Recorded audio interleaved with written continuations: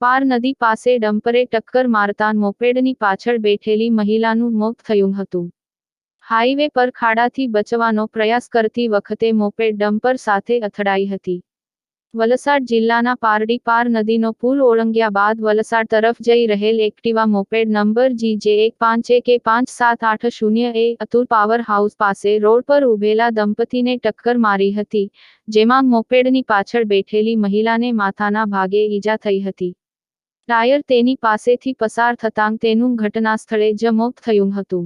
જ્યારે મોપેડ ચાલક પતિનો ચમત્કારિક બચાવ થયો હતો, જો કે અકસ્માત બાદ ચાલક ડમ્પર સાથે સ્થળ પરથી ફરાર થઈ ગયો હતો. ઘટનાની જાણ થતાં હાઈવે પોલીસ ઘટના સ્થળે પહોંચી હતી. મોપેડ પર સવાર દંપતીની ઓળખ વલસાડની છીપવાડ શુભમ સોસાયટીમાં રહેતા દેવેન્દ્રભાઈ ભંડારી, 52, અને તેમની પત્ની અનિતાબેન તરીકે થઈ હતી.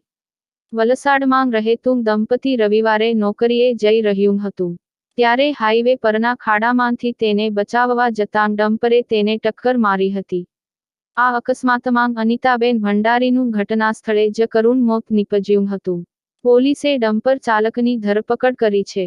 યુવકની સતર્કતાના કારણે ડમ્પર ચાલક ઝડપાઈ ગયો. અકસ્માત સમયે ત્યાંથી પસાર થઈ રહેલો વિમલ નામનો યુવક તેના કાકાને મદદ કરવા પહોંચી ગયો હતો અને તેણે GJ05 ડમ્પર હોવાનું જણાવ્યું હતું.